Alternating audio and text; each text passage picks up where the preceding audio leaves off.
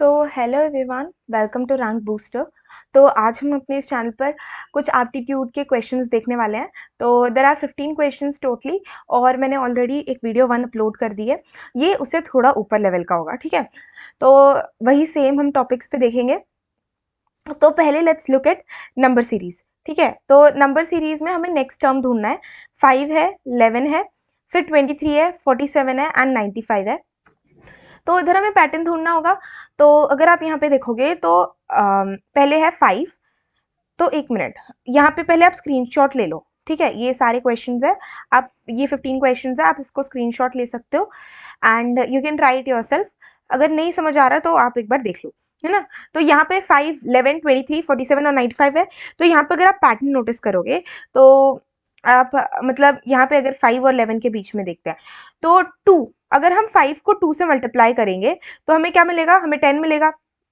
जैसे 5 को 2 से करेंगे तो हमें मिल जाएगा 10, और जैसे ही 10 मिलेगा तो हम अगर उसमें +1 कर दे तो 10 + 1 इज 11, और 11 इंटू 2 22, और 22 + 1 इज 23।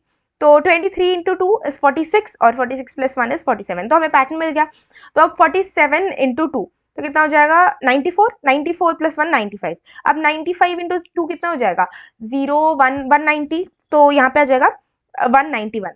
तो यहाँ पे जो आंसर होगा दैट वुड बी 1, 9 एंड 1, ठीक है। तो अब नेक्स्ट क्वेश्चन पे चलते हैं। फर्स्ट क्वेश्चन हो गया, first question was quite easy. तो सेकंड क्वेश्चन है फाइंड द मिसिंग टर्म 2, 3, 5, 9, 17। तो यहाँ पे पैटर्न देखो, 2, 3, जैसे 2 के बाद 3 आया, फिर 3 के बाद 5 आ रहा है। तो यानी कि अगर हम 2 को 2 से मल्टीप्लाई कर ले तो 4 आ जाएगा, और 4 - 1 करे तो 3 आ जाएगा, और वैसे ही 3 को अगर मैं 2 से मल्टीप्लाई करूं तो फिर से 6 आ जाएगा, और 6 - 1 करूं तो फिर से 5 आ जाएगा।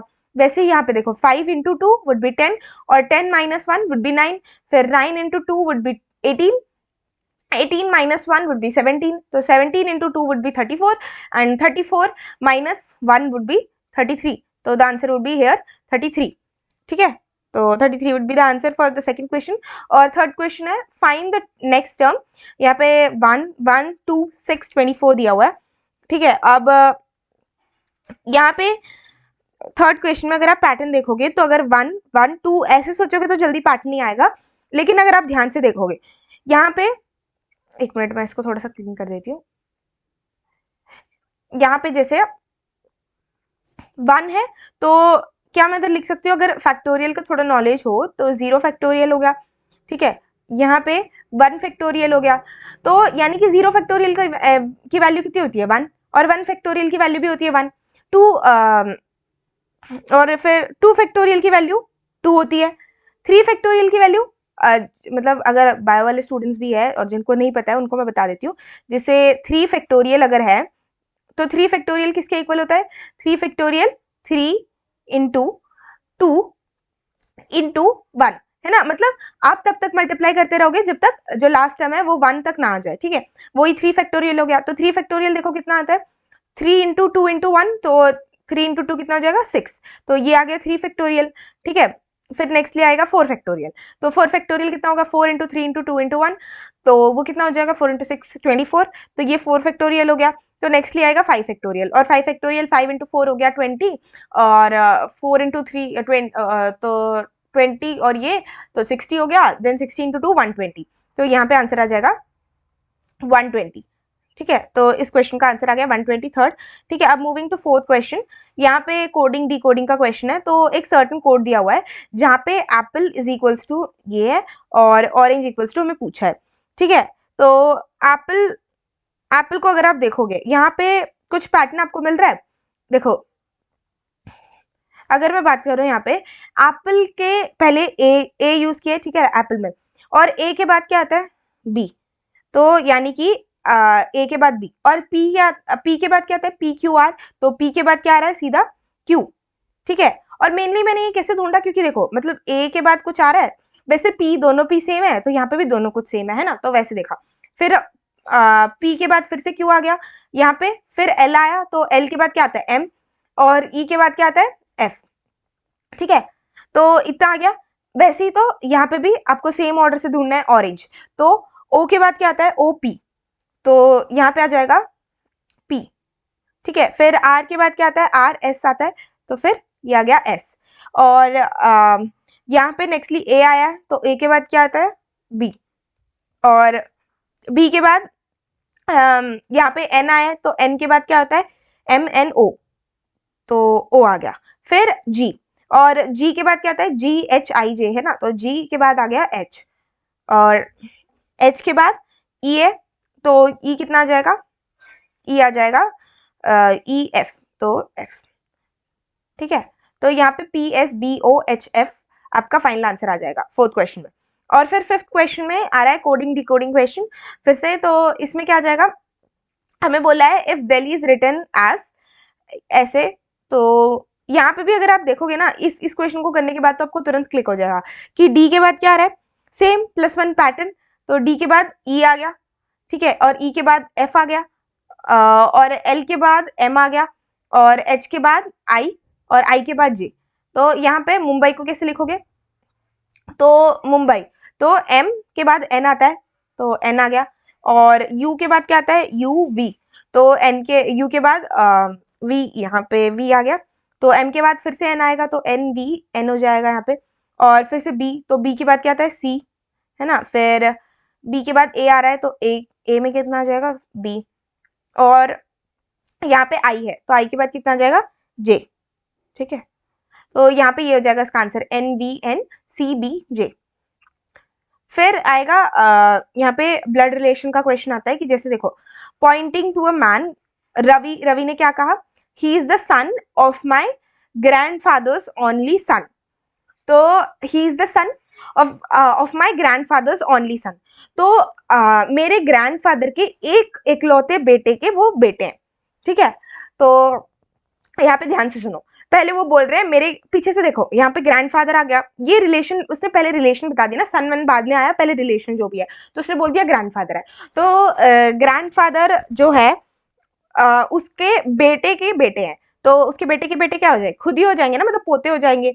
तो how the man related to Ravi, तो अब ओनली सन एक ही बेटा है, तो और एक ही बेटे के मे बी ये रवि खुद भी हो सकता है या रवि के साथ पैदा होने वाला हो सकता है, लेकिन अब ये पॉइंट कर रहा है किसी मैन को, तो ये उसके साथ वाला है, तो ऑफकोर्स ये कौन हो जाएगा, इसका ब्रदर हो जाएगा। ठीक है, तो यहाँ पे ब्रदर हो जाएगा या फिर हिमसेल्फ हो सकता है। ठीक है, तो यहाँ पे दो आंसर्स हो सकते हैं, एक तो रवि का ब्रदर भी हो सकता है या फिर रवि हिमसेल्फ भी हो सकता है। ठीक है, तो ऑप्शंस अकॉर्डिंगली हम मैच कर सकते हैं। फिर seventh question, a person walks 10 metre north, फिर 5 metre east and 10 metre south, तो how far is he from the starting point. तो मान लो यहाँ पे जैसे उसने स्टार्ट किया, तो 10 मीटर, पहले तो 10 मीटर नॉर्थ किया, ठीक है, ये गए हम 10 मीटर नॉर्थ, यहाँ तक आ गए, ये कितना हो गया, ये 10 मीटर हो गया। ठीक है, एंड देन यहाँ से 5 मीटर ईस्ट चला, तो इस डायरेक्शन में जाएगा, तो ये कितना चला, ये 5 मीटर ईस्ट चल गया। फिर यहाँ से देन 10 मीटर साउथ आया, तो यहाँ पे 10 मीटर साउथ, तो ऐसे आया। अब हमें पूछा है कि स्टार्टिंग पॉइंट से कितना दूर है वो, तो स्टार्टिंग पॉइंट का डिस्टेंस ये वाला हो गया, तो ये एक रेक्टेंगल टाइप का नहीं बन गया, तो ये स्टार्टिंग पॉइंट से कितने दूर हो जाएगा, 5 मीटर, तो answer would be 5 metre here. ठीक है, मैं लिख देती हूँ 5 मीटर। तो नेक्स्ट है प्रोबेबिलिटी, प्रोबेबिलिटी में से बोला है two coins are tossed together, what is the probability of getting exactly one head. तो दो कॉइन्स को टॉस किया है, देखो अगर दो कॉइन्स को टॉस किया है तो आपको ऐसे भी मिल सकता है, अगर हमें बोला है एग्जैक्टली वन हेड, तो कभी दो हेड भी मिल जाएगा, या फिर कभी टू टेल्स भी मिल सकता है, राइट, या फिर कभी वन, जिससे एक हेड और एक टेल मिलेगा, या फिर एक टेल और एक हेड मिल जाएगा। तो हमें बोला है एग्जैक्टली वन हेड, तो इसमें से कितने आउटकम सेटिस्फाई हो रहे हैं, एक ये वाला हो रहा है और एक ये वाला हो रहा है, तो यहाँ से कितने आ जाएंगे, यहाँ से 2/, टोटल कितने आउटकम्स है 4, तो 2/4 आ रहा है, यानी कि अगर इसको आप कैंसिल करोगे तो ये आ रहा है 1/2, तो आंसर वुड बी 1/2 हियर। ठीक है, एंड अब 9th क्वेश्चन देखते हैं, फिर से प्रोबेबिलिटी का क्वेश्चन है, यहाँ पे बोला है अ card is drawn from a standard deck of 52 cards, find the probability of getting a king. तो किंग कितने होते हैं, किंग बेसिकली 4 होते हैं एक कार्ड्स में, और टोटल कार्ड्स कितने हैं 52, तो यहाँ पे 4/52 हो गया, अगर आप इसको कैंसिल करोगे तो आपका आंसर आ जाएगा 1/2, 13। ठीक है, ये तो बहुत सिंपल क्वेश्चन था, तो ये आ गया। 9th क्वेश्चन हो गया। ठीक है, अब 10th क्वेश्चन देखो, टाइम एंड वर्क में से है, A can do a work in 12 days और बी उसी को 6 डेज में, how many days will they take together. तो ये वाला क्वेश्चन बहुत लोगों को क्लिक नहीं होता। तो यहाँ पे बोला है ए 12 दिन में करता है, बी 6 दिन में करता है, तो दोनों मिलके कितने दिन में करेंगे। हम एक एक दिन का जैसे रखते हैं, जिसे अगर ए करेगा, तो जैसे अगर ए करेगा तो वो कितना वर्क कर लेगा, 1/12, है ना। जो भी वर्क हुआ है ये हमने पिछले क्वेश्चन में भी डिस्कस किया, मतलब पिछले लेवल 1 में सिर्फ इतना पूछा हुआ था, है ना। तो देखो लेवल 2 में दोनों का आप साथ में मिला के पूछ रहे हैं। तो बी कितना करेगा, बी जितना भी वो ए करेगा वैसे ही वो 1/6 करेगा। ठीक है, तो अब टोटल टोटल देखोगे, तो टोटल अगर आप इसका एलसीएम ले लोगे तो ये कितना आ जाएगा, 3/12। तो 3/12, या फिर मैं सीधा लिख दूं 1/4। ठीक है, यहाँ पे लिख देती हूँ सीधा, ये हो गया 1/4। अब 1/4, तो यानी कि दोनों मिला के 1/4 वर्क कर सकते हैं एक दिन में। तो टोटल दिन कितने लगेंगे इनको, 4। तो यहाँ पे आंसर हो जाएगा 4 दिन। तो ये 4 दिन में अपना पूरा वर्क कंप्लीट कर लेंगे। ठीक है, ऐसे करना है इन क्वेश्चंस को। फिर आएगा टाइम, स्पीड एंड डिस्टेंस। तो a car travels 60 kilometre in 1 hour and 40 kilometre in the next 1 hour, तो फाइंड एवरेज स्पीड। तो एवरेज स्पीड क्या हो जाएगा, total distance upon total time taken. तो टोटल डिस्टेंस कितना है, 60 + 40 100 हो गया, और टोटल टाइम कितना हुआ, 1 + 1 2 घंटे हो गए।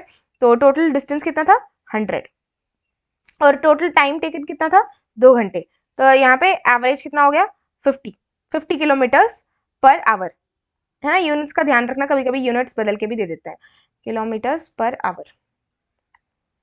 ठीक है, फिर आ गया परसेंटेज।